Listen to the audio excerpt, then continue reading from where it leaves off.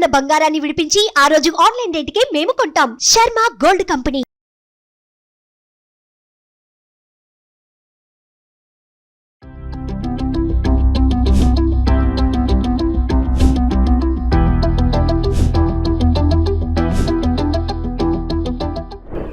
Welcome to Suman TV. నేను గీతాంజలి. సికింద్రాబాద్ ఉజ్జయిని మహంకాళి అమ్మవారి బోనాలు ఎంతో వైభవంగా జరుగుతున్నాయండి.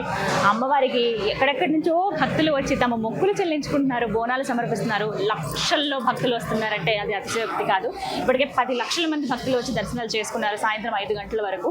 ఇక పలహారం మండి మొదలైతే ఇంకా ఎక్కువ మంది వచ్చే అవకాశం కూడా ఉంది. అంటే విఐపీల దగ్గర నుంచి చూసుకుంటే సాధారణ భక్తుల వరకు ఎంతో మంది వస్తున్నారు. ఇందులో భాగంగా దూర ప్రాంతాల నుంచి వచ్చే ఎవరైతే భక్తులు వస్తారో వాళ్ళ సౌకర్యార్థం అని చెప్పి కమిటీ వారు కొన్ని ఏర్పాట్లు చేశారు, ఆలయ కమిటీ వారు. అలాగే మిగతా ఏర్పాట్లన్నీ ఉన్నప్పటికీ కూడా అంటే దూరం నుంచి వచ్చినప్పుడు అంతసేపు క్యూ లైన్లో ఉన్నప్పుడు ఆకలి వేయటం కానీ దాహం ఉంటుంది, వాళ్ళకి ఏమైనా చిన్నవి వసతులు ఏమైనా అందించిన ఆహారం తినడానికి కావచ్చు, బాగుంటుందనే ఉద్దేశంతో గత 25 సంవత్సరాలుగా శ్రీ చాముండ యువ సమితి వారు ఉచితంగా అన్న ప్రసాద వితరణ చేస్తున్నారండి. ప్రత్యేకించి ఏంటంటే అమ్మవారి ప్రసాదం అందిస్తారు. ఇక్కడ పెట్టినటువంటి ప్రసాదం ముందుగా అమ్మవారికి సమర్పించి ఆ తర్వాత భక్తులందరికీ అందిస్తారండి. ఇగో ఇలా చక్కగా మనకి ఏంటంటే బఫే సిస్టమ్ లాగా అరేంజ్ చేశారు. వచ్చి కావాల్సినంత పెట్టుకొని తినొచ్చు.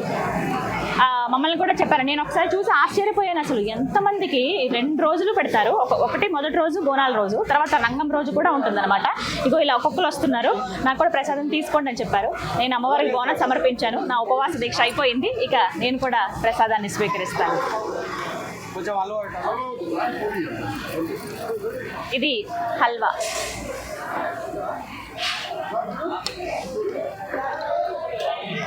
ఇది ఆలు కర్రీ.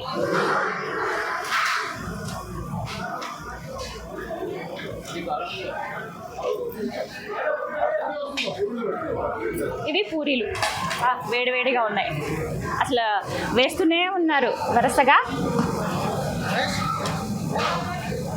ఆ పొయ్యి అసలు ఆరదండి, సాయంత్రం వరకు కంటిన్యూగా ఉంటుంది. ఇదిగో రైస్ తినేవాళ్ళు రైస్ కూడా ఉందన్నమాట. కొంచెం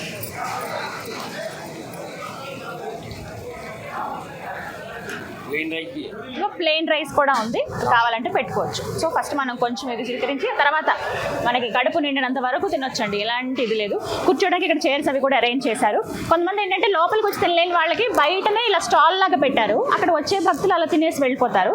సో మిగతా వాళ్ళు ఎవరైనా కొంచెం రిలాక్స్గా కూర్చొని తిందాం అనుకునే వాళ్ళు, ప్రత్యేకించి పోలీస్ ఆఫీసర్స్ పొద్దున్న నుంచి పాపం వాళ్ళు పొద్దున కదండి ముందు రోజు రాత్రి నుంచి వాళ్ళ ఏర్పాట్లలో ఉండి చాలా నీరసించిపోతారు. ఎవరికైనా సరే పాపం వాళ్ళదైనా ప్రాణమే కదా, వాళ్ళు నేర్చించిపోయారు. వాళ్ళకి చక్కగా ఇక్కడ ఏర్పాటు చేశారనమాట. చైర్స్ అలా పెట్టారు మీడియా వాళ్ళకి సెపరేట్గా కొంతమందికి. సో మనం కూడా కూర్చొని తినొచ్చు. కూర్చొని తిని క్వాలిటీ ఎలా ఉంది ఇవన్నీ నేను మీకు చెప్తాను. అమ్మవారి ప్రసాదం నా చేతుల్లో. ముందుగా స్వీట్తో ప్రారంభిద్దాం. హల్వా.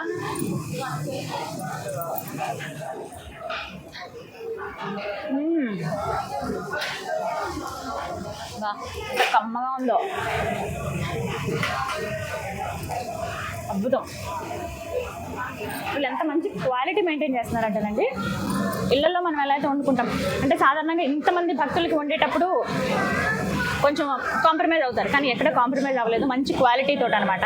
మనం ఇక్కడ ప్యాకెట్స్ కూడా చూడొచ్చు. అవన్నీ చూసారా, 2 రోజులు లెక్క ఒకసారి చూసుకుంటే దగ్గర 60,000 మంది. మొదటి రోజున 30 నుంచి 35,000 మంది వచ్చి ఇలా ప్రసాదం స్వీకరిస్తారండి అమ్మవారిది. అలాగే తర్వాత రోజు రంగం ఏదైతే ఉంటుందో ఆ రోజున కూడా అమ్మవారికి బోనాలు సమర్పిస్తారు. ఆ భవిష్యవాణి వినడానికి వస్తారు, అమ్మవారి దర్శనాలకు వస్తారు కదా. వాళ్ళు దగ్గర ఒక 25,000 మెంబర్స్ దాకా వస్తారు వాళ్ళకనమాట. సో వీళ్ళ లెక్కల ప్రకారంగా చూసుకుంటే దగ్గర ఒక 60,000 మందికి ఈ 2 రోజుల్లో వీళ్ళు ప్రసాద వితరణ చేస్తారు. అది ఒక అదృష్టం అలాంటి దేవస్థానాల దగ్గర ఇలా చేయటం. ఇక పూరి టేస్ట్ చేద్దాం. పూరి ఆలు కర్రీ వేడిగా ఉంది. అప్పటికప్పుడే అసలు పొయ్యి ఆరదన్నమాట. అది చూడొచ్చు, పూరీలు వేస్తూనే ఉన్నారు. ఇక్కడ మొత్తంగా 100 మంది పనిచేస్తారండి స్టాఫ్. ప్రత్యేకంగా కొన్ని పాటిస్తారటండి. ఎవరైతే ఈ సమితి వాళ్ళు ఉన్నారో వాళ్ళతో మాట్లాడితే చెప్పారు, ముందుగా ఎప్పుడైతే సిద్ధం చేస్తారో ఫస్ట్ కొంతమంది కన్యల్ని పిలిచి అమ్మవారి గర్భగుడి దగ్గర వాళ్ళని అక్కడ కూర్చోబెట్టి వాళ్ళకి ఫస్ట్ ప్లేట్లో పెట్టి వాళ్ళకి పెడతారట ప్రసాదం. వాళ్ళకి పెట్టి వాళ్ళకు దక్షిణ ఇచ్చి దీవెనలు తీసుకుని మేము ఇలా ప్రారంభిస్తున్నాము. ఎందుకంటే ఆహారం కదండి, ఎక్కడ ఇబ్బంది అవ్వద్దు, తినే వాళ్ళకి కొంచెం మంచిగా ఉండాలనే ఉద్దేశంతో అలా దండం పెట్టుకుని అమ్మవారి దగ్గర స్టార్ట్ చేస్తారట. ముందు రోజు నైట్ అంతా ఇదంతా జరుగుతుంది.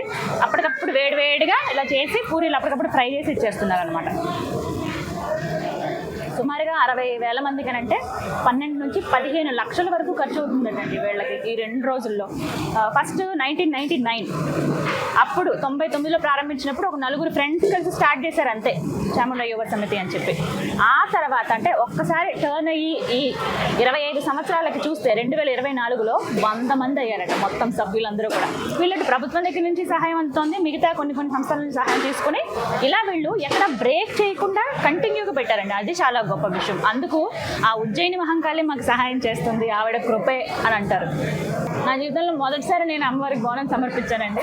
ఇంతకు ముందు అంటే నా చిన్నప్పుడు ఇలా మా అమ్మగారు చెప్పేటప్పుడు పెరుగన్నం అంటే చలవ చేసే పెడతాం కదా గ్రామదేవతలకి, అలా ఇచ్చొచ్చేదాన్ని అంతే చిన్నగా తీసుకెళ్ళి. కానీ నెత్తి మీద బోనం ఎక్కించుకొని ఒక దీపం పెట్టి అలా అమ్మవారిని స్మరించుకుంటూ అడుగు వేసుకుంటూ వెళ్తే నాకు నిజంగా నా జీవితానికి ఇంతకన్నా ఏం కావాలి అనే భావన కలిగింది.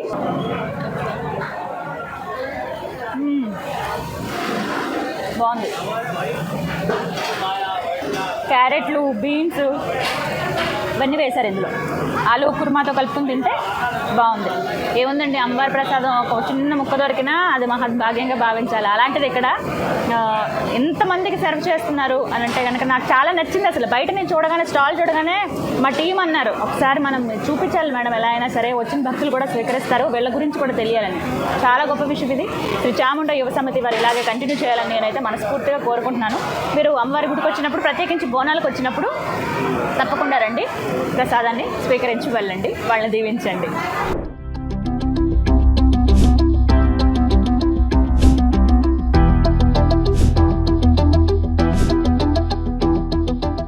సుమన్ టీవీలో మీ పర్సనల్ అండ్ బిజినెస్ ప్రమోషన్స్ కోసం కింది నెంబర్కి కాంటాక్ట్ చేయండి.